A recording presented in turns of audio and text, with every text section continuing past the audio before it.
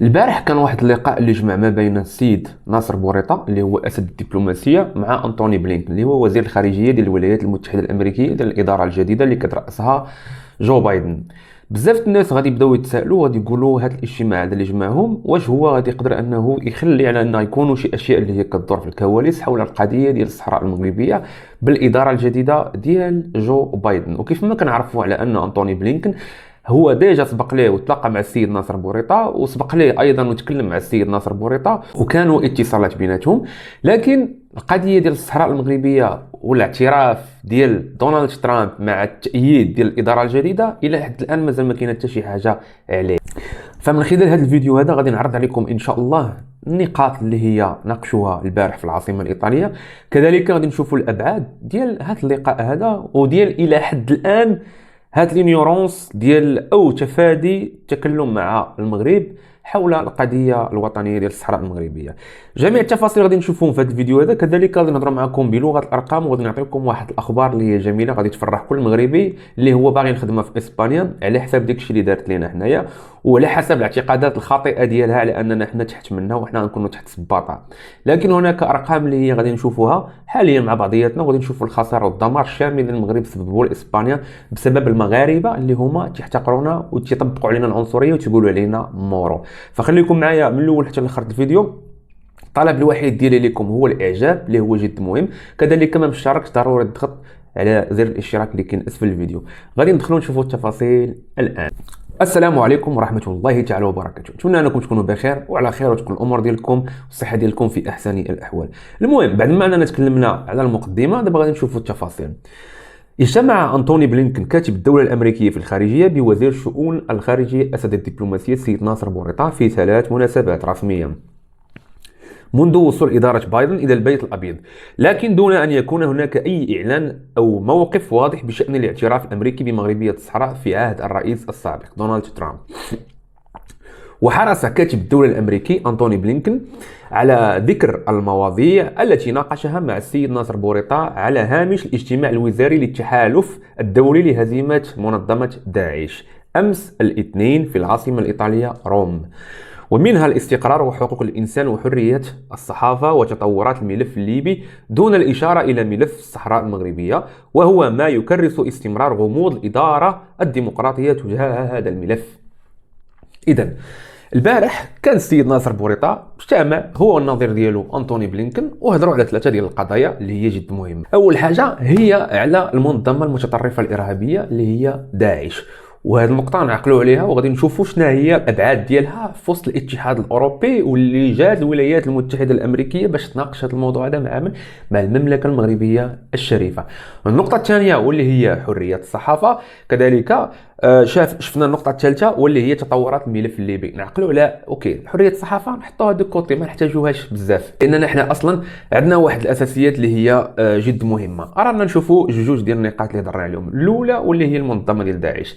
إذا شنو غنستافدوا من هذه المقدمة وشنو غنستافدوا من هذا الكلام هذا؟ غنستافدوا هو أن الولايات المتحدة الأمريكية كتعترف بكل بساطة بالقدرات الهائلة ديال المملكة المغربية الشريفة في محاربة الإرهاب والجماعات المتطرفة. ثاني حاجة كنشوفوا على أن الولايات المتحدة الأمريكية كتشهد وكتعترف بالدور الفعال والجبار اللي قامت به المملكة المغربية أيضا في الملف الليبي. هاد جوج النقاط علاش قلت لكم نعقلوا عليهم، لأن أساسا المغرب هو اللي تقدم اليد ديال المساعدة ديالو للاتحاد الأوروبي كامل، ماشي غير فقط على أساس أو على خلفية منظمة داعش بل على جميع المنظمات الإرهابية المتطرفه اللي هي كتحاول انها تخترق الاتحاد الاوروبي واللي هي منها دخلوا لاجئين واللي منها تنظموا عمليات ارهابيه في الاتحاد الاوروبي، وكانوا اللي غيتنظموا لولا تدخل الامن المغربي والمخابرات المغربيه اللي كانت كتسلم الوثائق اللي كتسلم جميع الفيديوهات وكتسلم جميع الخطى اللي هما خطاو عليها هاد المنظمات هذه اللي هما كيصيفطوا الناس ديالهم وكيوهموهم وانتم راكم عارفين هادشي كيفاش كيمشي باش انهم يقوموا باعمال ارهابيه في الاتحاد الاوروبي. لكن للمملكه المغربيه الشريفه راي اخر حيت هي عارفه كيفاش كتصدى لهاد الجماعات هذه. اذا هنا غنكتشفوا ان المملكه المغربيه الشريفه لها دور اساسي في محاربه الارهاب في العالم كامل. لان ملي كنشوفوا على ان المساعدات ديالها في الاتحاد الاوروبي، كذلك شفنا انها هي خسرات وبطلات عمل ارهابي اللي كان غادي يكون في الولايات المتحده الامريكيه هذه واحد 4 شهور. ملي كنا نقلنا لكم الخبر ديال ان رجال السي عبد اللطيف الحموشي اللي كنوجهوا له تحيه من هذا المنبر هذا، انهم قدروا يوقفوا واحد العمليه ارهابيه اللي كانت غتكون ايضا في الولايات المتحده الامريكيه. اذا ماذا يعني هذا؟ يعني على ان المغرب عنده كفاءات جد عليا، واللي الاتحاد الاوروبي ما غاديش يقدر يستغنى عليه. ومزيان من جهه الاجتماع هذا على خلفيه الارهاب في هذه الوقيته هذه اللي المغرب عنده مشاكل دبلوماسيه مع اسبانيا، واللي بسببه باش دخل البرلمان الاوروبي، كذلك باش المانيا هاجمات المغرب. فهنا ضربه وعلامه او اشاره باش ان الاتحاد الاوروبي يعرف راسو شكون هو المغرب ويعرف كيفاش يتعامل معاه. هذه نقطه جد مهمه. كذلك ومثال غادي نعطيو نفس الدور للقضيه ديال الملف الليبي، وهنا غادي نوجهوا الرساله اكثر لالمانيا، لان المانيا هي اللي كانت كتعتقد على انها غادي تقدر تحل الملف الليبي، وهي الدوله الاولى اللي هي حاضنه الملف الليبي، وهي يعني بالفضل ديالها باش ان الملف الليبي غادي يكون انطوى وخدم المصالح ديال الشعب اللي هو كيطالب بالحقوق ديالو، باش انهم يتخطاو هاد الحكومه المتدهوره اللي كاين في ليبيا. اذا المغرب عنده دور اساسي، دور فعال، ولدرجه اننا شفنا حتى الرئاسه الجديده ديال ليبيا فهي كتعترف بالدور اللي قام به المغرب من اجل تسويه الاوضاع في ليبيا ومن اجل حل مشكل الملف الليبي. اذا ماذا يعني هذا؟ يعني ان المغرب فاش كيدخل على شي حاجه فراه هو تيكون عنده فعلا الكفاءه العليا باش انه يخلي البصمه ديالو، ان لم نقل انه هو اللي غادي يكون الاول والفعال واكثر فعاليه في حل هذا المشكل. سالينا من هذا الشيء، غادي ندوزو للنقطه الثالثه اللي هي علامه استفهام، واللي كتقول علاش القضيه ديال الصحراء المغربيه مازال ما تجبداتش واداره غامضه. انا من اكثر الناس اللي تهاجمت في هذه القناه هذه، لانني عندي اكثر جرأة باش انني نقول على ان أنطوني بلينكن هو انسان غامض مع المغرب. وانا اكثر واحد اللي نطش وقلت لكم ان الاداره الجديده ديال الولايات المتحده الامريكيه فهي عندما غادي دير المغرب، لان الاعتراف ديال دونالد ترامب فهو ما غير حتى شي حاجه في الوضع، خلى فقط على اننا حنا نعرفوا الاعداء ديالنا ونعرفوا شكون هما الحلفاء ديالنا، ودار لنا اكثر شهره المغرب، واخا ان المغرب ما خصوش انه يتشهر لانه الشهره ديالو راه كافيه باش انها تخليه يعيش لقرون عده مستقبليه، لان العالم كيشهد بالكفاءه ديال التاريخ ديال المغربي اللي الى حد الان مازال عندنا المملكه ديالنا وغنحافظوا عليها الى اخر نفس. هذه وحده. ثاني حاجه كنت قلت لكم ايضا على ان أنطوني بلينكن ماشي هو جو بايدن.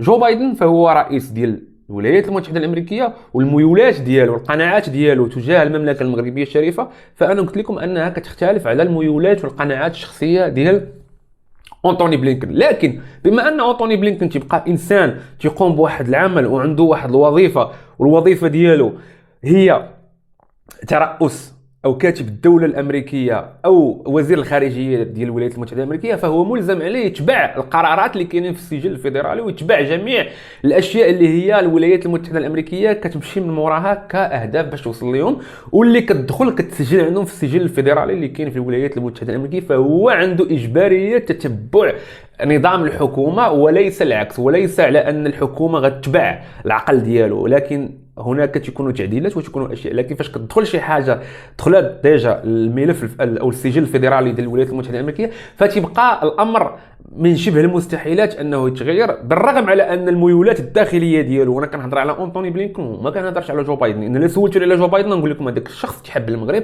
ذاك الشخص هو في الداخل ديالو وفي الخارج ديالو راه هو تأيد الاعتراف ديال دونالد ترامب، لانه عارف ان هذيك هي الحقيقه. أنطوني بلينكن دائما علامه استفهام، ولكن لانه هو انسان كيطبق العمل ديالو بواحد الشكل اللي هو مهني وبواحد الشكل اللي هو بروفيسيونيل، فاحنا ما غاديش ننتظروا منه شي حاجه.